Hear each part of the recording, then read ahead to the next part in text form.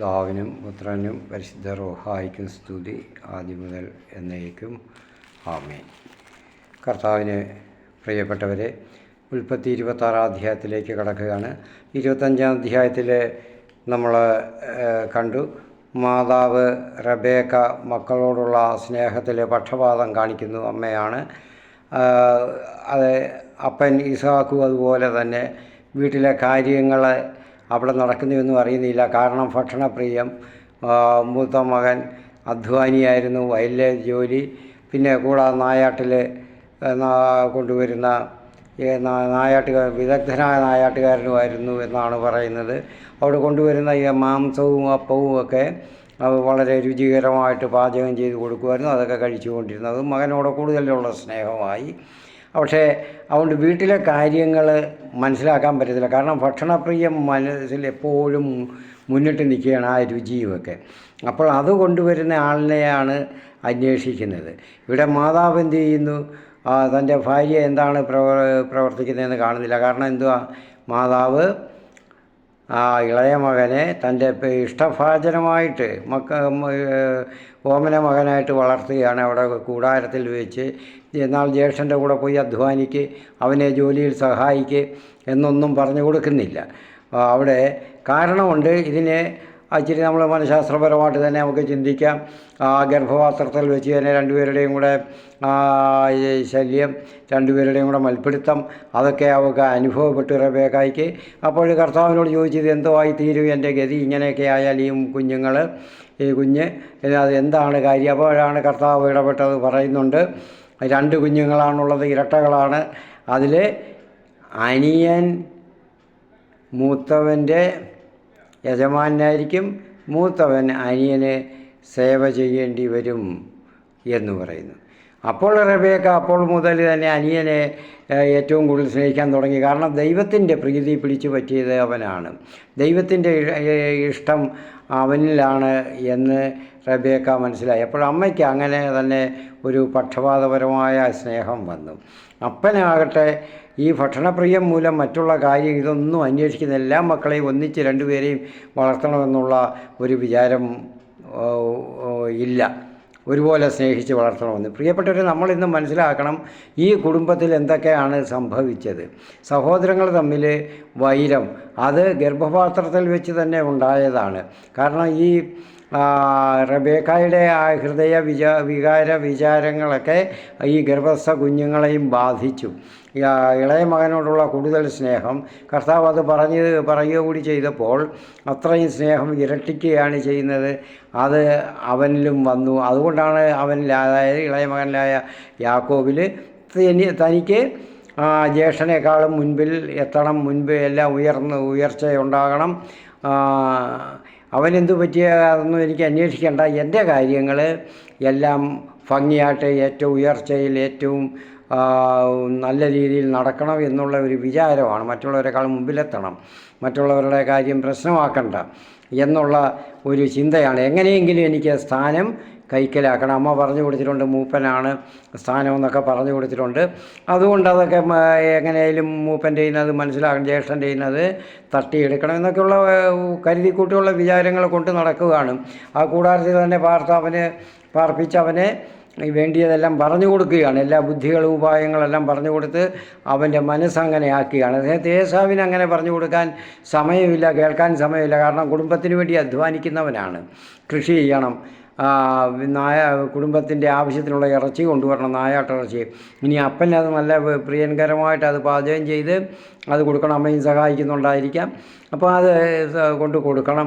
അപ്പോൾ ഈ ചിന്തയാണ്. അപ്പോൾ അപ്പനെ എങ്ങനെയും പ്രീതിപ്പെടുത്തിക്കൊണ്ടിരിക്കണം, അതവനും അറിയാം. അപ്പോൾ മൂത്തവൻ ഇങ്ങനെയുള്ള അവകാശമുണ്ടെന്നുള്ളത്, പാരമ്പര്യമായിട്ടുണ്ടെന്നുള്ളത് എല്ലാവർക്കും അറിയാം, 2 പേർക്കും അറിയാവുന്നതാണെന്ന് തോന്നുന്നു. അപ്പോൾ ഏശാവ് ഇവിടെ അടുത്തത് കാണുന്നു, ആ കടിഞ്ഞൂലാവകാശം വിൽക്കുന്നതായിട്ട്. പ്രിയപ്പെട്ടവരെ, നമുക്ക് ദൈവം നമുക്ക് ദാനമായിട്ട് തരുന്നതൊന്നും മറ്റുള്ളവർക്ക് അടിയറവ് വയ്ക്കാനല്ല, അല്ലെങ്കിൽ വിൽക്കാനുള്ളതല്ല. ദൈവത്തിൻ്റെ ദാനം, ദൈവത്തിൻ്റെ അനുഗ്രഹം, ഇവിടെ ഇത് സമ്പത്താണ്, പിതൃ സമ്പത്താണ്, ദൈവദത്തമായ സമ്പത്താണ്, അനുഗ്രഹങ്ങളാണ്. അപ്പോൾ ഈ അനുഗ്രഹങ്ങളാണ് അവിടെ വിറ്റത് ഏസാവ് യാക്കോബിന്. എന്തിനാണ്? ഇച്ചിരി ലൗകിക സുഖത്തിന് വേണ്ടി. എല്ലാവരും പറഞ്ഞേക്കും പിന്നെ വിശന്ന് പൊരിയുമ്പോൾ മറ്റു വല്ലതും ചിന്തിക്കാൻ പറ്റുമോ? ശരിയാണ്. പക്ഷേ ഒരു കാര്യം ചെയ്യണം, സ്വന്തമായിട്ട് പാകം ചെയ്യാം, അല്ലെങ്കിൽ അമ്മയുടെ അടുത്ത് എന്ന് ചോദിക്കാം, എനിക്ക് വേണമെന്ന് പറയാം. അതൊന്നും ചെയ്യുന്നില്ല. ജ്യേഷ്ഠൻ ഇതൊക്കെ ഉണ്ടാക്കിക്കൊണ്ടിരുന്നപ്പോൾ ഇത് കണ്ടപ്പോൾ അവന് തോന്നി, എന്താ ഇതിനും വാങ്ങിച്ച് കഴിക്കാം. അപ്പോൾ അവന് ഡിമാൻഡ് ചെയ്താണ്, നിൻ്റെ ജ്യേഷ്ഠാവകാശം എനിക്ക് തരണം എന്നുള്ളതാണ് ഡിമാൻഡ്. ഇത് കൗശല ബുദ്ധിക്കാരനായ അമ്മയിൽ നിന്ന് കിട്ടിയ കൗശല ബുദ്ധി അവന് കിട്ടി. അതുകൊണ്ട് യാക്കോബ് പറഞ്ഞു, ഇത് സത്യം ചെയ്ത് നീ എനിക്ക് തരാമെന്നുള്ള സത്യം ചെയ്ത് വാഗ്ദാനം ചെയ്തെങ്കിലേ തരികയുള്ളൂ. വാഗ്ദാനം ലംഘിക്കാൻ അവിടെ പാടില്ല. അന്നത്തെ കാലഘട്ടത്തിൽ ആരും ചെയ്യത്തില്ല. അപ്പോൾ ഇവിടെ നമ്മുടെ ഇന്നത്തെ കാലത്തെ പോലെ അല്ലല്ലോ, അല്ല. നമ്മൾ ഇന്ന് എപ്പോഴെങ്കിലും കാര്യങ്ങൾ കണ്ടു കഴിയും, വാഗ്ദാനവും ഇല്ല, ഒന്നുമില്ല. അതൊക്കെ വേറെ, അതൊന്നും നമുക്കറിയേണ്ട. അത് അപ്പോഴേ അങ്ങനെ ഏട്ടിലെപ്പടി വയറ്റിലെപ്പടി എന്ന് പറഞ്ഞതുപോലെ ഇപ്പോൾ ഏശാവിനും അതുപോലാണ് ഇവിടെ പറ്റിയത്. ഏട്ടിൽ അങ്ങനെയൊക്കെ ഉണ്ട് പാരമ്പര്യമൊക്കെ, കടിഞ്ഞൂൽ അവകാശവും അതിൻ്റെ അവകാശങ്ങളും അധികാരങ്ങളും സ്ഥാനവും ഒക്കെ. പക്ഷേ ഇവിടെ വിശന്ന് പൊരിയുമ്പോൾ ഇതൊക്കെ ആഹാരം വാങ്ങിച്ച് കഴിക്കുന്നു ലൗകിക സുഖത്തിന് വേണ്ടി. ഇന്ന് നമ്മളും ചെയ്യാറുണ്ട്. നമ്മുടെ ജഡികമായ ശരീരത്തിൻ്റെ സുഖത്തിന് വേണ്ടി, അല്ലെങ്കിൽ മനസ്സിൻ്റെ തൃപ്തിക്ക് വേണ്ടി നമ്മൾ എന്തെല്ലാം കാര്യങ്ങൾ ഏർപ്പെടുന്നു. മറ്റുള്ളവരെക്കാളും മുൻപിലെത്തുന്നതിന് വേണ്ടി നമ്മളെ ഞായറാഴ്ച ദൈവത്തിൻ്റെ വിശുദ്ധ ദിവസം ആചരണം പോലും നമ്മൾ മാറ്റി വയ്ക്കാറുണ്ട്. ഇവിടെ അപ്പോൾ ഏസാവിനെയൊന്നും കുറ്റം പറഞ്ഞിട്ട് കാര്യമില്ല. കാരണം ഇത് ജനനം മുതൽ നമ്മളെല്ലാം പറഞ്ഞ് എല്ലാം കേട്ട് ശീലിച്ചവരാണ്, എല്ലാം പഴകിയവരാണ്, എല്ലാം പഠിക്കുന്നുണ്ട്. എന്നിട്ടും നമ്മളിങ്ങനെയൊക്കെയാണ് ചെയ്യുന്നത്. എന്തെല്ലാം കാര്യങ്ങൾ, ദൈവത്തിൻ്റെ കാര്യങ്ങൾ മാറ്റി വെച്ചുകൊണ്ടാണ് നമ്മുടെ ലൗകിക ഉന്നമനത്തിന് വേണ്ടി നമ്മൾ ചെയ്യുന്നത്. പഠിത്തം മുതൽ ജോലി മുതൽ അങ്ങനെ എല്ലാ കാര്യങ്ങളിലും തന്നെ നമ്മൾ അങ്ങനെ ചെയ്യുന്നു. പ്രാർത്ഥനകൾ വരെയും എല്ലാമായി, ജോലിയുമായി, പഠിത്തങ്ങളെല്ലാം കഴിഞ്ഞ് ജോലിയുമായി ഒരു സ്ഥാനത്തായി എത്തിക്കഴിയുമ്പോൾ പ്രാർത്ഥനകൾ പോലും നമ്മൾ മറക്കുന്നു. അതിനുള്ള സമയമില്ല. അതൊക്കെ ദൈവം അഡ്ജസ്റ്റ് ചെയ്തോളും, ദൈവം എല്ലാം ക്ഷമിക്കുന്നവനാണ് എന്നുള്ള ഒരു ചിന്ത നമ്മളെല്ലാവരും കടന്നുകൂടിയിട്ടുണ്ട്. കാരണം നമ്മുടെ കരിസ്മാറ്റിക് ചിന്തകളിലെല്ലാം അങ്ങനെയാണ്, ദൈവം എല്ലാം ക്ഷമിച്ചുകൊള്ളൂ എന്നാണ്. അത് തിരിച്ചൊരു വർത്തമാനം ഇനി ഉണ്ടാകണം. ദൈവം ക്ഷമിക്കണമെങ്കിൽ നമ്മളുടെ ശരീരത്തോടും, നമ്മുടെ ശരീരത്തിൻ്റെ ഇച്ഛകളോടും മനസ്സിൻ്റെ ഇച്ഛകളോടുമൊക്കെ നമ്മൾ നോ പറയണം. അതല്ല പ്രധാനം, ഇതാണ് പ്രധാനമെന്ന് നമ്മൾ അവയോടൊക്കെ നമ്മൾ ക്ഷമിക്കണം. എനിക്കിത് പറ്റത്തില്ല, ശരീരത്തിൻ്റെ ഇച്ഛകളും മനസ്സിൻ്റെ തൃപ്തികളും ഒന്നും പറ്റത്തില്ല, എനിക്ക് ദൈവത്തിൻ്റെ ഇച്ഛകളും ഇഷ്ടങ്ങളും എനിക്ക് ഉണ്ടായി അവിടുത്തെ പ്രീതി സമ്പാദിച്ചെങ്കിലേ പറ്റുകയുള്ളൂ എന്നുള്ള ഒരു ചിന്തയും കൂടെ ഉണ്ടാകണം നമുക്ക്. അത് കരിസ്മാറ്റിക്കിൽ ഇപ്പോഴേ പലയിടത്തും അങ്ങനെ പറയുന്നുണ്ട്, അനുഭവങ്ങളൊക്കെ അങ്ങനെയൊക്കെ ആയപ്പോൾ എന്ന് തോന്നുന്നു. അപ്പോൾ അതാണ് ആദ്യം പഠിക്കേണ്ടത്. നമ്മൾ ദൈവത്തെ പ്രീതിപ്പെടുത്തുക, അതാണ് ആവശ്യം, അല്ലാതെ മറ്റുള്ളതല്ല. ബാക്കിയെല്ലാം പുറമേ ദൈവം എല്ലാം ഇഷ്ടം പോലെ ഇങ്ങനെ തന്നുകൊള്ളും. എല്ലാം ഉപേക്ഷിച്ചവർക്ക് കർത്താവ് സുവിശേഷത്തിൽ പറയുന്നുണ്ട്, സമാന്തര സുവിശേഷങ്ങളെല്ലാം ഉണ്ട്.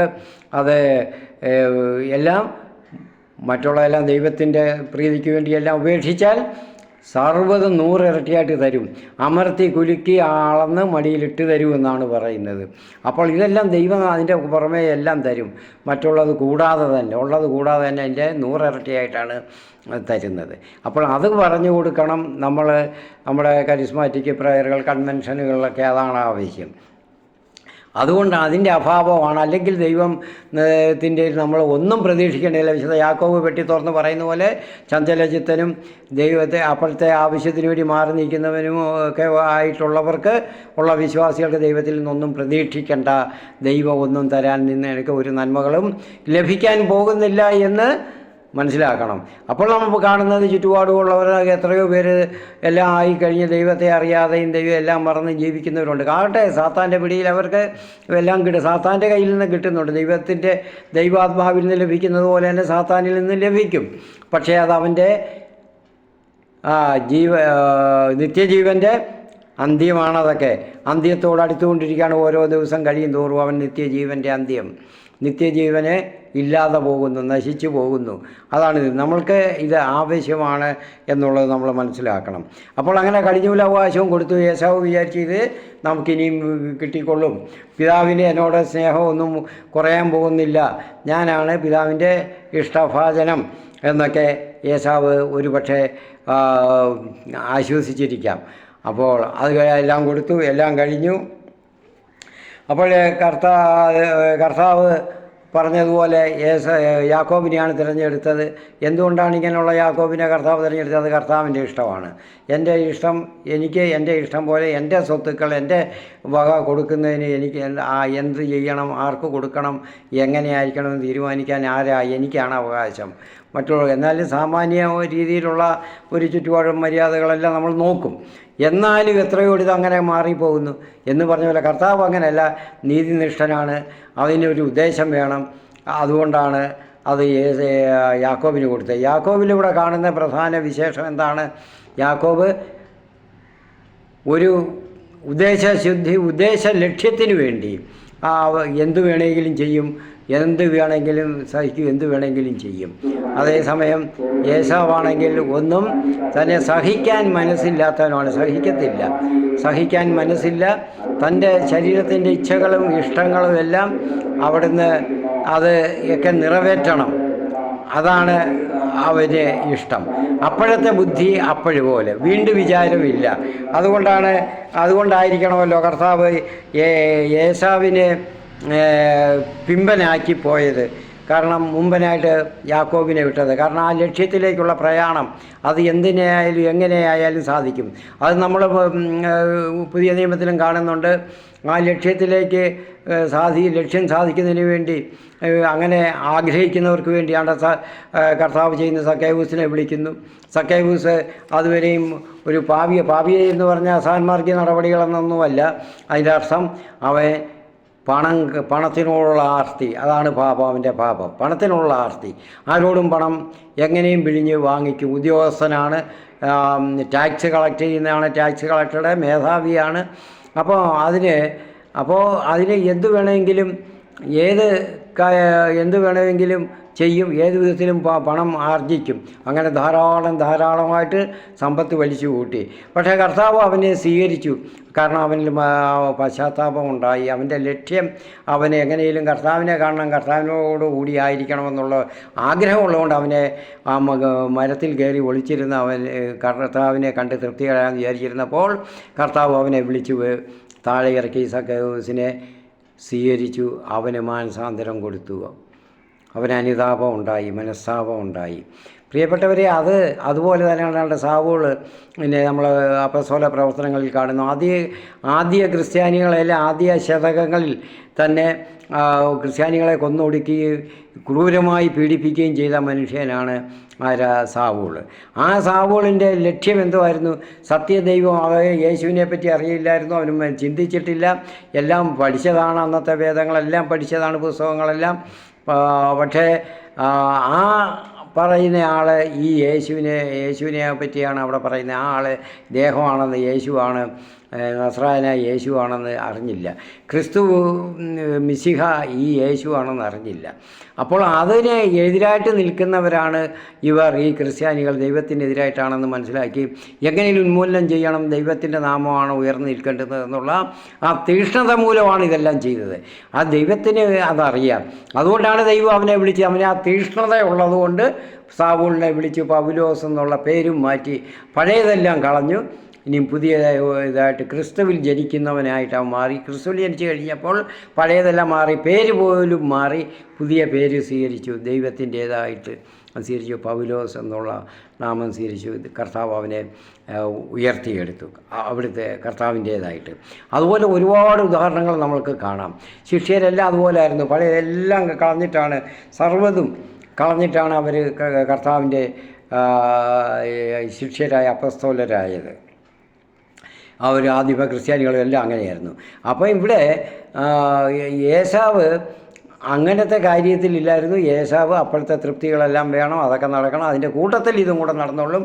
ഇന്നത്തെ നമ്മളുടെ സ്റ്റൈല്, നമ്മളുടെ ആ ജീവിത ശൈലിയായിരുന്നു ഏശാവിനും.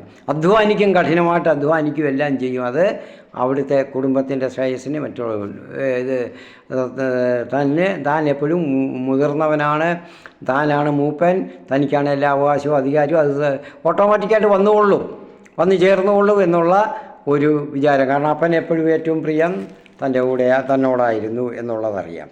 അപ്പോൾ ഇതുകൊണ്ടാണ് ഏശാവിനെ തിരഞ്ഞെടുത്തത്, തിരസ്കരിച്ചതും യാക്കോബിനെ തിരഞ്ഞെടുത്തതും. അപ്പോഴിങ്ങനെ രണ്ട് ലക്ഷ്യങ്ങളാണ് ഉള്ളത്. ഒന്ന്, ഏശാവിന് തീക്ഷ്ണതയില്ലായ്മ, പിന്നെ രണ്ട്, വിവേകമില്ലായ്മ, സൂക്ഷ്മ നിരീക്ഷണമില്ലായ്മ. 3 കാര്യങ്ങളുണ്ട് ഏശാവിൻ്റെ കാര്യത്തിൽ. വിവേകമില്ല, കാരണം ഇത് കൊടുത്തു കഴിഞ്ഞാൽ ഞാൻ എങ്ങനെയാകും എന്നുള്ള ചിന്തയില്ല. അപ്പോൾ യാക്കോബിനും ആണെങ്കിൽ ലക്ഷ്യം നേടാൻ കഠിന പരിശ്രമം ഈ കൗശലബുദ്ധിയിലൂടെ ചെയ്യും. അത് അമ്മയിൽ നിന്ന് കിട്ടിയ സ്വഭാവമാണ് എന്നുള്ളത് ആ തെറ്റായ വഴിയാണ്. എന്നാലും ലക്ഷ്യം കാണണം എങ്ങനെയായാലും എന്നുള്ള ആ ചിന്ത ഒന്ന്. പിന്നെ രണ്ടാമത്, ഇതിനൊക്കെയുള്ള അദമ്യമായ പരിശ്രമവും അധ്വാനവും അതിനുവേണ്ടി എപ്പോഴും മനസ്സിൽ അതേ ഉള്ളൂ, ഞാനായിരിക്കണം മുമ്പിൽ എന്നുള്ളത് ചിന്ത. അപ്പോൾ അതുകൊണ്ട് ദൈവം അപ്പോൾ എല്ലാ കാര്യത്തിലും അങ്ങനെയാണ്. ഓരോരുത്തരെയും തിരഞ്ഞെടുത്തിട്ടുള്ള നമുക്ക് ആദ്യം മുതലുള്ള എല്ലാ കാര്യങ്ങളും നമുക്കത് കാണാൻ പറ്റും. അപ്പോൾ അടുത്തത് അപ്പോൾ അത് അങ്ങനെയാണ് നമ്മൾ 25-ാം അധ്യായം കാണുന്നത്. അപ്പോൾ അതിൽ നിന്ന് പറയുന്ന 2 ജനതകളുടെ ഉദ്ഭവമാണ് 25-ാം അധ്യായത്തിൽ നമ്മൾ കാണുന്നത്. ഒന്ന്, യാക്കോബിൽ നിന്ന് ഇസ്രായേലിയർ, ദൈവജനം, അല്ലെ ഹെബ്രായർ. അടുത്തത് ഏശാവിൽ നിന്ന് ഏദോമ്യർ. ഇങ്ങനെ 2 വംശപരമ്പര. അപ്പോൾ ഇസ്രായേലിൽ നിന്നെല്ലാം നമുക്ക് കാണാൻ പറ്റി. ഇസ്രായേലിൽ നിന്നെല്ലാം പിന്നെ ഇങ്ങനെയുള്ള അധ്യായങ്ങളെ കാണാം. ഇസ്രായേലിൽ നിന്നൊക്കെ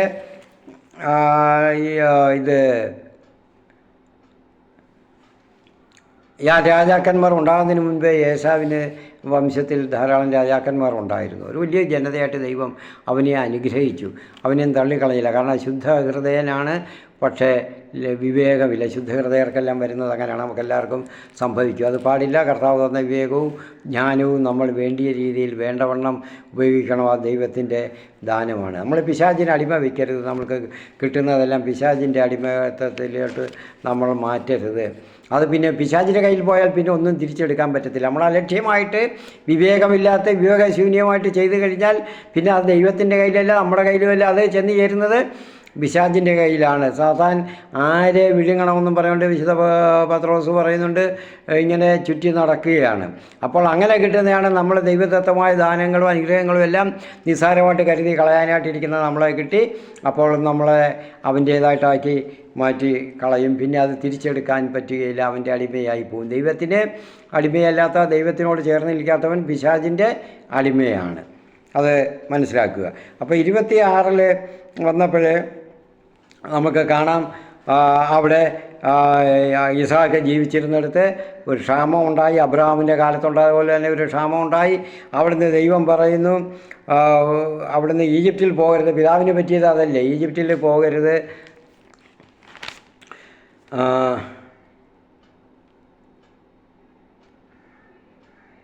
ഈജിപ്തിൽ പോയാൽ അബ്രഹാമിനെ പറ്റിയ പല കുഴപ്പങ്ങളൊക്കെ അറിയാമല്ലോ. അപ്പോൾ അത് അവിടെ പോകരുത്, അതുകൊണ്ട് അവിടെ തന്നെ താമസിക്കുക. അതുകൊണ്ട് ഇസ്ഹാക്ക് അബ്രഹാമിനെ പോലെ തന്നെ ഗെരാറിലെ ഫിലിസ്തീയുടെ രാജാവായ അബീമലേക്കിൻ്റെ അടുത്തേക്ക് പോയി. അബ്രഹാമും ദീർഘവത്സരങ്ങൾ അവിടെ അബീമലേക്കിൻ്റെ അതിഥിയായിട്ട് ആ നാട്ടിൽ ജീവിച്ചു. അവിടുത്തെ സമ്പന്ന പ്രഭുവായി തീർന്നായിരുന്നു, മറ്റുള്ളവരെക്കാളുമൊക്കെ അധികമായിട്ട്. അവിടുന്ന് ഏതായാലും അവിടെ തന്നെ ഇസ്ഹാക്ക് ജീവിച്ച ഗെരാറിലെ. അപ്പം അവിടെ കർത്താവ് പറഞ്ഞ പോലെ മറ്റൊരിടത്തും പോയില്ല. നീ ഇവിടെ തന്നെ, ഈ നാട്ടിൽ തന്നെ കഴിഞ്ഞുകൂടുക. കർത്താവ് 3-ാം വാക്യത്തിൽ പറയുന്നു, ഞാൻ നിന്നെ അനുഗ്രഹിക്കുകയും ചെയ്യും, നിനക്കും നിൻ്റെ പിൻതലമുറകൾക്കും ഈ പ്രദേശങ്ങളെല്ലാം ഞാൻ നിനക്ക് തരും. നിൻ്റെ പിതാവായ അബ്രാഹത്തോട് ചെയ്ത വാഗ്ദാനം ഞാൻ നിറവേറ്റും. അബ്രാഹത്തോട് പറഞ്ഞ പോലെ തന്നെ ഇവിടെ ഇസ്ഹാക്കിനോടും മകനോടും ആ വാഗ്ദത്ത സന്തതിയായ ഇസ്ഹാക്കിനോടും ഇതെല്ലാം ആവർത്തിക്കുകയാണ്.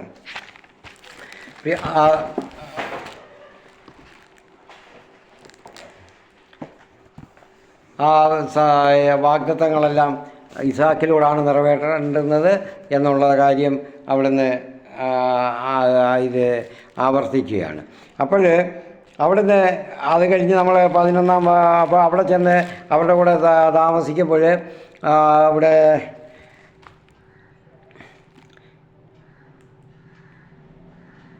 ഏഴാമത്തെ വാക്യത്തിൽ പറയുന്നുണ്ട്, അന്നാട്ടുകാർ അവൻ്റെ ഭാര്യയെക്കുറിച്ച് ചോദിച്ചപ്പോൾ അവൾ എൻ്റെ സഹോദരിയാണെന്ന് പറഞ്ഞു. ഇസാക്കിനും പറ്റിയതാണ്. ഈജിപ്തിൽ താമസിച്ചപ്പോൾ എന്താണ് സഹോദരിയാണെന്നും പറഞ്ഞാണ് താമസിച്ചത്. അപ്പോൾ അപ്പൻ ചെയ്ത ആ തെറ്റുകളൊക്കെ തന്നെയാണ് അവിടെ വീണ്ടും വരുന്നു. കാരണം അവൾ സുന്ദരിയായിരുന്നു. അപ്പോഴവർ അവനെ കൊന്നിട്ട് ഭാര്യയെ എടുക്കും. അന്നത്തെ ചില വർഗ്ഗക്കാരുടെ ഇടയിലൊക്കെ അന്നൊക്കെ അങ്ങനെയൊക്കെ ഉണ്ടായിരുന്നു. അങ്ങനെ ചിലപ്പോൾ അങ്ങനെ തോന്നിയാൽ രാജാവിന്, അവിടുത്തെ രാജാവ് അബീമേലെക്കാണ്. അപ്പോൾ അതുകൊണ്ട് അവിടുന്ന് ഒരു ദിവസം അബീമേലെക്കൊക്കെ ജനലിൽ കൂടെ നോക്കിയപ്പോൾ കാണുന്നു അവർ സഹോദരിയാന്ന് പറഞ്ഞാൽ അവർ ആലിംഗനം ചെയ്യുന്നതായിട്ട് കാണുന്നു.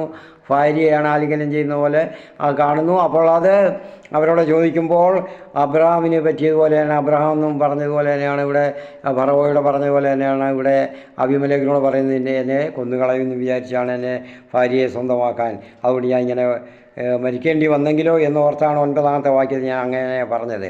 അബീമേലെക്ക് ചോദിച്ചു, എന്തിനാണ് ഇങ്ങനെ ചെയ്തത്? അപ്പം ഞങ്ങൾ ആരെങ്കിലും എന്തെങ്കിലും തെറ്റുകൾ നിൻ്റെ ഭാര്യയോട് ചെയ്തിരുന്നെങ്കിലോ അത് വലിയ തിന്മയായി പോകത്തില്ലായിരുന്നു ഞങ്ങൾക്ക് ഈ പ്രദേശത്തിന്. ദൈവം ഞങ്ങളെ വെറുതെ വിടുമായിരുന്നു. അവർക്ക് ഈ അബ്രഹാമിൻ്റെ ദൈവത്തോട് അവർക്ക് പ്രത്യേകമായ ആദരവും സ്നേഹവും ഉണ്ട്. അതാണ് ദൈവമെന്ന് അവർക്കറിയാം. എങ്കിലും വിഗ്രഹങ്ങളെ ആരാധിച്ചുകൊണ്ടിരിക്കുക. നമ്മുടെ നാട്ടിലും അങ്ങനെയല്ലേ നമ്മുടെ ജനതകൾ ഇന്നത്തെ കാലഘട്ടത്തിൽ. അതുകൊണ്ട് അവിടുന്ന് ഒരു ഉത്തരവ് ഉണ്ടാക്കി, ഈ മനുഷ്യനെയോ അവൻ്റെ ഭാര്യ ആരെങ്കിലും തൊട്ടുപോയാൽ അവൻ വധിക്കപ്പെടുമെന്ന് രാജാവ് അബീമേലെക്ക് കൽപ്പന പുറപ്പെടുവിച്ചു. അപ്പോൾ ഇതുവരെ അബ്രഹാമിൻ്റെ തണലിൽ, പിതാവിൻ്റെ തണലിൽ ജീവിച്ച ഒരു ഇസാക്കിനെയാണ് നമ്മൾ കാണുന്നത്. അപ്പോൾ ഇനി മുതൽ ഇപ്പോൾ 12-ാമത്തെ വാക്യത്തിൽ കാണുന്ന ഇസാക്ക് സ്വന്തമായിട്ട് ജീവിക്കുകയാണ്. അതുമുതൽ ഗെരാറിൽ ചെന്ന് സ്വന്തമായിട്ട് ജീവിക്കുകയാണ്. അബ്രഹാമിൻ്റെ സ്വത്തുക്കളെല്ലാം കണ്ടുപോകാനും ധാരാളം ഉണ്ടായിരുന്നു. അതുകൊണ്ട് ജീവിച്ചു. അബ്രഹാമിൻ്റെ നന്മകളിൽ ജീവിക്കുന്ന ഒരു മനുഷ്യനെ, അഭിരമിക്കുന്ന ഒരു തലമുറ, ഒരു മനുഷ്യനായിട്ട് ആണ് ഇസാക്കിനെ കാണുന്നത്. നമ്മൾ ഇന്ന് അങ്ങനെയാണല്ലോ. മറ്റുള്ളവരുടെ നമ്മുടെ കുടുംബത്തിലും മെത്രാന്മാരുണ്ട്, അല്ലെങ്കിൽ വൈദികർ ധാരാളമുണ്ട്, അതുകൊണ്ട് പലരും ഉണ്ടായിട്ടുണ്ട്. അതുകൊണ്ട് അവരുടെ നന്മകളും പറഞ്ഞ് നമ്മൾ തോന്നിവാസം പോലെ ജീവിക്കുകയാണ്. പക്ഷേ നമ്മൾ അവരുടെ ആ നന്മകളാണ് നോക്കി തണലായിട്ട് എല്ലാവരോടും വെച്ച് വിളമ്പിക്കൊണ്ട് നടക്കുന്നത്. നമ്മളിൽ എന്തുണ്ടായെന്ന് നമ്മൾ നോക്കുന്നില്ല. നമ്മളിൽ നന്മയുണ്ടാകാൻ നമ്മൾ നോക്കുന്നില്ല. അത് കാത്തു സൂക്ഷിക്കാൻ നമ്മൾ നോക്കുന്നില്ല. ഇല്ലെങ്കിൽ ഉണ്ടാകാൻ നോക്കുന്നില്ല. നമ്മൾ അതിനനുസരിച്ച് നമ്മളുമായി തീരാൻ നോക്കുന്നില്ല. അപ്പോൾ നമ്മൾക്ക് അങ്ങനെ ഉണ്ടെങ്കിൽ, നമ്മുടെ ആത്മീയ നേതാക്കന്മാർ നമ്മുടെ കുടുംബത്തിൽ നമ്മൾക്ക് ഉണ്ടെങ്കിൽ, പാരമ്പര്യമായിട്ട് ഉണ്ടെങ്കിൽ എന്താ ചെയ്യേണ്ടത്? അവർക്ക് ചീത്തപ്പേര് വരാതിരിക്കത്തക്കോണം അവർ കണ്ടോ അവരുടെ ആ വംശം, ഈ അച്ഛൻ്റെ അല്ലെങ്കിൽ മെത്രാന്മാരുടെ ആ വംശങ്ങൾ കണ്ടോ, അവരുടെ കുടുംബങ്ങളെല്ലാം തന്നെ ദൈവത്താൽ ആകൃഷ്ടരായവരാണ്. ദൈവവിശ്വാസത്തിൽ അവർ ഉന്നതി പ്രാപിച്ചവരാണ്, അനുഗ്രഹിക്കപ്പെട്ടവരാണെന്ന് മറ്റുള്ളവരെ കൊണ്ട് പറയിക്കണം. ഇവിടെ അബ്രഹാമിൻ്റെ കാലത്ത് അബീമേലെക്കും ഫിക്കോളും അവിടെ സേനാനായകനെ ഫിക്കോളും അവിടെ ചെന്ന് അതുപോലെയാണ് പറഞ്ഞത്. ഇവിടെ അതുപോലെ തന്നെയാണ്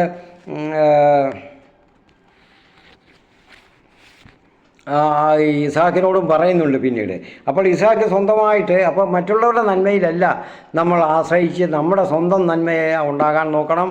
നമ്മൾ സ്വന്തമായിട്ട് നന്മകൾ ചെയ്ത് ദൈവത്തോട് ചേർന്ന് നിൽക്കാൻ നോക്കണം. കർത്താവിന് നമ്മുടെ കുടുംബത്തിൽ മറ്റുള്ളവരോടുള്ള പ്രതിപത്തി ബന്ധമല്ല, മാത്രമല്ല നമ്മൾക്ക് ആധാരമാക്കണം, നമ്മൾക്കുണ്ടാകണം. ആ ഒരു ലക്ഷ്യം നമുക്ക് വേണം. അപ്പോൾ ഇസാക്ക് സ്വന്തമായിട്ട് കണ്ട അധ്വാനിക്ക് ജീവിക്കുന്നു.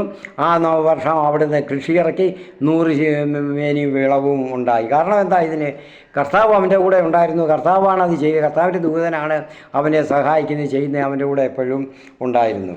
അവന് ധാരാളം ആടുപാടുകളും പരിചാരകരും ഉണ്ടായിരുന്നു. അതുകൊണ്ട് ഫിലിസ്തീയർക്ക് അവനോട് അസൂയ തോന്നി. അവൻ്റെ പിതാവായ അബ്രഹാത്തിൻ്റെ വേലക്കാർ കുഴിച്ച കിണറുകളെല്ലാം ഫിലിസ്തീയർ മണ്ണിട്ട് മൂടി. അബീമേലെക്ക് ഇസാക്കിനോട് പറഞ്ഞു, ഞങ്ങളെ വിട്ടു പോവുക. കാരണം അവിടെ ധാരാളം സമ്പത്ത്, അവരെക്കാളുമൊക്കെ അവരുടെ പ്രഭുക്കന്മാരെക്കാളുമൊക്കെ സമ്പത്തുകൾ വർദ്ധിച്ചു. വേലക്കാരൊക്കെ ധാരാളം, അടിമകളൊക്കെ ധാരാളം ഉണ്ടായിരുന്നു, ദാസരൊക്കെ. അപ്പോൾ അതുകൊണ്ട് അവിടെ നിന്ന് വിട്ടു പോവുക. എല്ലാവർക്കും ഭയമാണ്.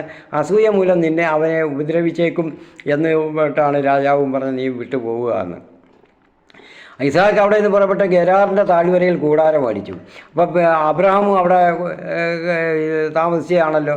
അവിടെ കുഴിച്ച കിണറുകളെല്ലാം വീണ്ടും ഇസാക്ക് സ്വന്തമായിട്ട് ചെയ്യാൻ തുടങ്ങി. അതുവരെ അബ്രഹാമിൻ്റെ സമ്പത്തുകളായിരുന്നു ആശ്രയിച്ചാണ് ജീവിച്ചുകൊണ്ടിരുന്നത്. അപ്പോൾ അധ്വാനിക്കാതെ അപ്പം വീണ്ടും കുഴിച്ചു. തൻ്റെ പിതാവ് കൊടുത്ത പേരുകൾ തന്നെ അവയ്ക്കെല്ലാം നൽകുകയും ചെയ്തു. അവയിൽ കിണർ കുഴിച്ചുകൊണ്ടിരിക്കെ ഇസാക്കിൻ്റെ വേലക്കാർ ഒരു നീരുറവ കണ്ടെത്തി. ഇടയന്മാർ അവിടെയും വന്ന് വഴക്കുണ്ടാക്കി, അവിടുത്തെ ആ നാട്ടിലെ. അപ്പോൾ അത് കഴിഞ്ഞിട്ട് അവിടുന്ന് മാറി അകലെ വേറൊരു കിണർ കുഴിച്ചു. അതിൻ്റെ പേരിൽ വഴക്കുണ്ടായി. അവൻ അതിന് റഹോബോത്ത് എന്ന് പേരിട്ടു. കാരണം അവൻ പറഞ്ഞു, കർത്താവ് ഞങ്ങൾക്കിടം തന്നിരിക്കുന്നു, ഞങ്ങൾ ഭൂമിയിൽ സമൃദ്ധിയുള്ളവരാകും. അങ്ങനെ സ്വന്തമായിട്ട് അധ്വാനിച്ചപ്പോൾ കർത്താവ് കൂടുതൽ കൂടുതൽ നന്മകളും അനുഗ്രഹങ്ങളും ചെയ്തുകൊണ്ടിരിക്കുകയാണ്. എന്നാൽ എന്തുകൊണ്ട് മറ്റിടത്ത് കുഴിച്ച കിണറുകൾക്ക് ദൈവം അതിന് അനുഗ്രഹം കൊടുത്തില്ല എന്ന് പറഞ്ഞാൽ, സ്വന്തമായിട്ട് അധ്വാനിക്കണം, അത് ശീലമാകണം. അല്ലെങ്കിൽ അതുകൊണ്ട് നിർത്തുന്ന ഒരു സ്വഭാവമാണ് ഇസ്ഹാക്കിനുള്ളത്. പൊതുവേ അലസ സ്വഭാവം ഉണ്ടായിരുന്നല്ലോ, പിതാവിൻ്റെ സമ്പത്തിൽ ആശ്രയിക്കും. സമ്പത്ത് കൂടിയാൽ അതിൽ തന്നെ ആശ്രയിച്ച് കഴിയുന്നവരാണ് ഇന്ന് നമ്മളിലും വലിയൊരു കൂട്ടരും അങ്ങനെ തന്നെയാണ്. സമ്പത്ത് നമ്മുടെ യുവജനങ്ങളും അങ്ങനെ തന്നെയാണ്. പിതാവിൻ്റെ സമ്പത്തുണ്ടെങ്കിൽ അതിൽ ആശ്രയിച്ച് തന്നെ എങ്ങനെയും ജീവിക്കുക, സ്വന്തമായിട്ട് അധ്വാനിക്കാതിരിക്കുക. നമ്മളും അങ്ങനെ ഉണ്ടല്ലോ, പിന്നെ എന്തിനാ ഇനിയും കൂടുതൽ കിടന്ന് പാടുപെടുന്നത് എന്നുള്ളതാണ് ചിന്ത. ഇപ്പോൾ അത് ദൈവത്തിന് ഇഷ്ടമല്ലാത്ത കാര്യമാണ്. അതുകൊണ്ടാണ് വീണ്ടും വീണ്ടും അവിടുന്ന് മാറേണ്ടി വന്നത്. അപ്പോൾ ദൈവം വീണ്ടും അവിടുന്ന് പ്രത്യക്ഷപ്പെട്ട് പറയുന്നുണ്ട്. 24-ാം വാക്യത്തിൽ പറയുന്നുണ്ട്, ഭയപ്പെടേണ്ട, ഞാൻ നിന്നോട് കൂടെയുണ്ട്. എൻ്റെ ദാസനായ അബ്രാഹത്തെ പ്രതി ഞാൻ നിന്നെ അനുഗ്രഹിക്കും, നിൻ്റെ സന്തതികളെ വർദ്ധിപ്പിക്കുകയും ചെയ്യും. അപ്പോൾ ഈ ഇസ്ഹാക്കിന് ദൈവത്തെപ്പറ്റി നല്ലൊരു ബുദ്ധിയും ബോധ്യവും ഒക്കെ ഉണ്ട്. കാരണം ബലിയർപ്പിക്കാൻ കൊണ്ടുപോയപ്പോൾ ഇസ്ഹാക്കിനെ ബലിയർപ്പിക്കണമെന്നായിരുന്നല്ലോ. കൊണ്ടുപോയപ്പോൾ അബ്രഹാം എല്ലാം പറഞ്ഞു കൊടുത്തു, എല്ലാം സമ്മതിച്ചു. ഇസ്ഹാക്ക് തന്നെയാണ് സമ്മതിച്ചത് ബലിയർപ്പിക്കാനും, തന്നെ ബലിയർപ്പിക്കാൻ. ആ ദൈവം എന്നെ കാത്തുകൊള്ളും രക്ഷിച്ചുകൊള്ളും എന്നുള്ള പൂർണ്ണമായ ബോധ്യം ഇസ്ഹാക്കിനുണ്ട്. എന്നാലും നമുക്ക് ഈ ജന്മം മുതലേ ഉള്ള ഈ ബോധ്യമൊക്കെ നമ്മൾ കേട്ട് വരുമ്പോഴത്തേക്ക് നല്ല ബോധ്യമുണ്ട്. എന്നാലും നമ്മൾ ലൗകിക സുഖത്തിന് വേണ്ടി, നേട്ടങ്ങൾക്ക് വേണ്ടിയാണ് നമ്മളും പോകുന്നത്. ഇതേ സ്വഭാവമാണ് അന്നുണ്ടായിരുന്നത്. അത് തന്നെയാണ് ഇവിടെ എഴുതിയിരിക്കുന്നത്. അപ്പം നമ്മളിത് മനസ്സിലാക്കാൻ വേണ്ടിയാണ് ഈ പുസ്തകത്തിൽ ഇതൊക്കെ രേഖപ്പെടുത്തിയിരിക്കുന്നത്. നമ്മൾ ഇന്നിങ്ങനെ പോകരുത് എന്ന് ഈ ഗ്രന്ഥകർത്താവിനന്നറിയാം. നമ്മളൊക്കെ ഇങ്ങനെയാണ് ഇനിയും വരുന്ന തലമുറയെന്ന്. അപ്പോൾ ഇതിന് മുൻപുള്ള തലമുറകളെക്കാളും ഇപ്പോഴത്തെ നമ്മുടെ തലമുറയാണ് ഇങ്ങനെ വന്നിരിക്കുന്നത് കൂടുതലും അന്നത്തെ പോലെ. അതും കൂടെ ചിന്തിക്കണം. അതിനാൽ അവന് അവിടെ എന്ത് ചെയ്തു? ഇങ്ങനെ കർത്താവ് പ്രത്യക്ഷപ്പെട്ടു, അവനെ അനുഗ്രഹിച്ചു, നന്മകളൊക്കെ ധാരാളം വാഗ്ദാനം ചെയ്തപ്പോൾ അബ്രാഹാം ചെയ്ത പോലെ തന്നെ അവിടെ ബലിപീഠം പണിത് ദൈവത്തെ ആരാധിച്ചു. കണ്ടോ, ദൈവം ചെയ്യുന്ന നന്മകളെ ദൈവം അനുസ്മരിപ്പിക്കുമ്പോൾ നമ്മൾ അവിടെ നിന്ന് എന്ത് ചെയ്യണം? അവിടുത്തെ കൃതജ്ഞതാ ബലി അർപ്പിക്കണം. നമ്മളെ കൊണ്ട് ചെയ്യാവുന്നത് അതാണ്. ഉടനെ നമ്മൾ കൃതജ്ഞതാ ബലി അർപ്പിച്ച് അവിടുന്ന് ദൈവത്തിൻ്റെ ഇഷ്ടഭാജനമായിട്ട് നമ്മൾ മാറണം. അവിടുത്തെ ഇഷ്ടത്തിന് നമ്മൾ പെരുമാറണം. അപ്പോൾ നമ്മൾ ഇതിൽ കണ്ടത്, മക്കളെ പ്രധാനമായിട്ട് വേർതിരിച്ച് മാതാപിതാക്കൾ സ്നേഹിക്കരുത്.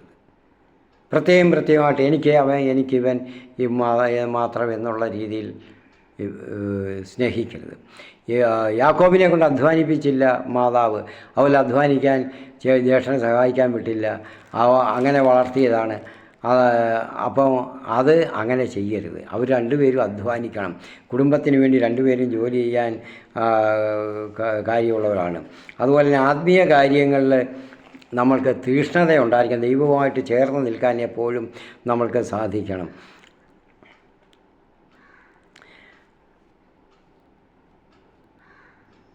പിന്നെ അങ്ങനെ വന്നപ്പോൾ അവസാനം 26-ാം വാക്യത്തിൽ പറയുന്നുണ്ട്, അബീമേലെക്ക് തൻ്റെ ആലോചനക്കാരനായ അഹൂസത്തും, അതായത് ഫൈനാൻഷ്യൽ ധനകാര്യ വിദഗ്ധരായിരിക്കും, പിന്നെ സേനാധിപനായ ഫിക്കോളും എല്ലാം കൂടെ ഒരുമിച്ച് ഇസ്ഹാക്കിനെ വീണ്ടും കാണാൻ ചെന്നു. നമ്മുടെ അബ്രാഹത്തിൻ്റെ അടുത്ത് ചെയ്യുന്നതുപോലെ നമ്മൾ കണ്ടല്ലോ. അബ്രാഹത്തിൻ്റെ അടുത്ത് എന്ന് പറയുന്നു, നിന്നോടൊപ്പം ദൈവം ഉണ്ട്, അതുകൊണ്ടാണ് നീ ഇങ്ങനെ വളരുന്നത് എന്ന് ഞങ്ങൾക്ക് മനസ്സിലാവുന്നത്. നമുക്ക് തമ്മിലൊരു ഉടമ്പടി ചെയ്യാം എന്നാകുമ്പോൾ പറഞ്ഞ് അബ്രാഹത്തിനോട് ഒരു ഉടമ്പടി ചെയ്തു. ഇനിമേൽ അങ്ങോട്ടും ഇങ്ങോട്ടും ആക്രമണമില്ല, നമ്മൾക്ക് നന്മ മാത്രമേ ആഗ്രഹിക്കാനുള്ളൂ. അപ്പോൾ അവരെ അവിടെ അപ്പോൾ ദൈവത്തിൻ്റെ പുരുഷന്മാർ, ദൈവത്തിന് ഇഷ്ടപ്പെട്ടവർ, ദൈവത്താൽ അനുഗ്രഹിക്കപ്പെട്ടവർ, ദൈവം എപ്പോഴും നയിക്കുന്നവർ, കൂടെയുള്ളവർ ഒരു പ്രദേശത്തുണ്ടെങ്കിൽ ആ പ്രദേശത്തിന് മൊത്തം അനുഗ്രഹമായിരിക്കും എന്നുള്ളത് അവർക്ക് മനസ്സിലായി. നമ്മൾ ഇത് ഇപ്പോൾ മനസ്സിലാക്കണം. അപ്പോൾ അതുകൊണ്ട് അവർ സന്ധി ചെയ്ത് അവരെ അവിടെ തന്നെ താമസിപ്പിക്കാനാണ് വിട്ടുപോകാൻ പറഞ്ഞവർ വന്നിരിക്കുകയാണ്. അപ്പം നാട്ടിൽ നിന്ന് എന്നെ വെറുക്കുകയും എന്നെ പുറത്താക്കുകയും ചെയ്ത് നിങ്ങൾ എന്തിന് എൻ്റെ അടുക്കൽ വന്നു എന്ന് ഇസ്ഹാക്ക് ചോദിക്കുന്നു. അവൻ പറഞ്ഞു, കർത്താവ് നിന്നോടുകൂടെ ഉണ്ടെന്ന് ഞങ്ങൾക്ക് വ്യക്തമായിരിക്കുന്നു, അതുകൊണ്ട് നാം തമ്മിൽ സത്യം ചെയ്ത് ഉടമ്പടി ഉണ്ടാക്കുന്നത് നല്ലതാണെന്ന് ഞങ്ങൾക്ക് തോന്നി. ഞങ്ങൾ നിന്നെ ഉപദ്രവിക്കാതിരിക്കുകയും നിനക്ക് നന്മ മാത്രം ചെയ്യുകയും സമാധാനത്തിൽ നിന്നെ പറഞ്ഞയക്കുകയും ചെയ്തതുപോലെ നീയും ഞങ്ങളെ ഉപദ്രവിക്കാതിരിക്കണം. ഇപ്പോൾ കർത്താവിനാൽ നീ അനുഗ്രഹീതനാണ്. കണ്ടോ? അപ്പോൾ അവിടുന്ന് നീ അകലെ പോന്ന് അവിടെ രാജാവും അവിടുത്തെ സേനാധിപനും മന്ത്രിയും ഒക്കെ പറഞ്ഞത് മറ്റുള്ളവർ അസൂയപ്പെട്ട് ഉപദ്രവിക്കാതിരിക്കാൻ വേണ്ടിയാണ്. അപ്പോൾ അത് ഇനിയിപ്പോൾ പരസ്യമായിട്ട് തന്നെ അങ്ങനെ അവർക്ക് അവിടെ ജീവിക്കാം എന്നുള്ളതാണ് വന്നത്. അപ്പോൾ അവിടെ അങ്ങനെ അവർ തമ്മിൽ ഒരു ഉടമ്പടി അബ്രഹാം ചെയ്തതുപോലെ ഇവിടെയും അവരുണ്ടാക്കി. അന്ന് അവരുടെ കൂടെ അവിടെ ഈ സേനാധിപൻ രാജാവും മന്ത്രിയും ഒക്കെ അവിടെ താമസിച്ചു. ഇപ്പോൾ അവൻ ഇസാക്ക് അവന് ഒരു വിരുന്നൊരുക്കി. അവർ തിന്നുകയും കുടിക്കുകയും ഒക്കെ ചെയ്തു. രാവിലെ അവർ എഴുന്നേറ്റ് അന്യോന്യം സത്യം ചെയ്ത് ഇസാക്ക് അവരെ യാത്രയാക്കി. അവർ സമാധാനത്തോടെ അവനെ വിട്ടുപോയി. പ്രിയപ്പെട്ടവരെ, അന്നത്തെ ഒരു ആചാരമാണ്. അങ്ങനെ താമസിച്ചു. അവർ ഒന്നിച്ച് ആഹാരം കഴിച്ചു, ഒന്നിച്ച് അവിടെ ഉറങ്ങി. അവരുടെ വിശ്വാസം ഉറപ്പിക്കുകയാണ്. രാവിലെ ആ വിശ്വാസം ഉറപ്പിച്ച് സത്യം ചെയ്തു അവർ ഉടമ്പടി ഉണ്ടാക്കി. അപ്പോൾ ആ സ്ഥലത്തിന് അവിടെ ഇസാക്കിൻ്റെ വേലക്കാർ കുഴിച്ചുകൊണ്ടിരുന്ന കിണർ വെള്ളം കടന്നറിയിക്കുകയും അവർ അതിന് ബേർഷെബ എന്ന് പേരിടുകയും ചെയ്തു. ആ പട്ടണത്തിൽ നിന്നും ആ പേരാണ്. ഇതാണ് നമ്മൾ 26-ാം അധ്യായത്തിൽ കാണുന്നത്. അപ്പോൾ ദൈവം നമ്മളിൽ നന്മ വന്ന് അത് നിറഞ്ഞൊഴുകിയപ്പോൾ ദൈവം നമ്മുടെ കൂടെയുണ്ട്.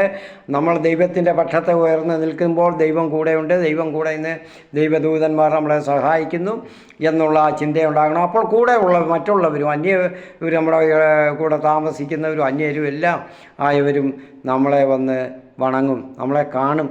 നമ്മുടെ സന്തോഷത്തിന്, നമ്മുടെ ദൈവത്തിൻ്റെ സന്തോഷത്തിന്, സമാധാനത്തിൽ അവരെയും കൂടെ ഉൾപ്പെടുത്തുന്നതിന് അവർ നമ്മളോട് അപേക്ഷിക്കും, നമ്മളോട് ഉടമ്പടി ഉണ്ടാക്കും.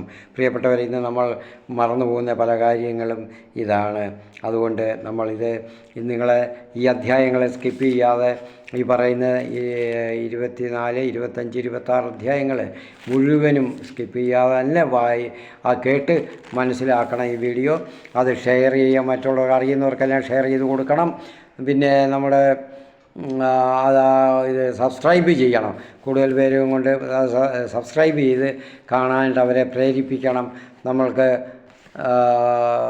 അത് അല്പം വ്യൂ ഞാൻ അന്വേഷിച്ചു, കുറച്ച് നേരം കണ്ടിട്ട് അല്പനേരം കണ്ടിട്ട് ഒക്കെ പോകുന്നവരുണ്ടെന്നാണ് കാണാൻ കഴിയുന്നത്, മനസ്സിലാക്കാൻ കഴിഞ്ഞത്. അങ്ങനെ ചെയ്യരുത്. അപ്പോൾ എനിക്കും ഈ രംഗത്തും അത് അല്ലെങ്കിൽ ഒരു പ്രോത്സാഹനമായിരിക്കും. നിങ്ങൾ മുഴുവനും കാണുകയും മറ്റുള്ളവർക്ക് സബ്സ്ക്രൈബ് ചെയ്ത് ചാനൽ കാണാൻ പ്രേരിപ്പിക്കുകയും ഒക്കെ ചെയ്യുമ്പോൾ നിങ്ങൾക്കും അത് അനുഗ്രഹമായി തീരും. ദൈവത്തിൻ്റെ വചനങ്ങളും അത് പഠിക്കുകയും ചെയ്യുന്ന നിങ്ങളുടെ എല്ലാ പ്രവൃത്തികളെയും ദൈവം ഇതുപോലെ നമ്മളിപ്പോൾ ഇവിടെ പറഞ്ഞതുപോലെ തന്നെ അനുഗ്രഹിക്കുകയും ചെയ്യും. അല്ലാതെ ഒരിക്കലും അതിന് ദോഷമുണ്ടാകുകയില്ല. നന്മകൾ മാത്രമേ, ഉയർച്ചയും മാത്രമേ ഉണ്ടാകുകയുള്ളൂ. പിതാവിൻ്റെയും പുത്രൻ്റെയും പരിശുദ്ധ റൂഹായുടെയും നാമത്തിൽ ആമേൻ. കർത്താവിൻ്റെ നാമത്തിന് മഹത്വം ഉണ്ടാകട്ടെ.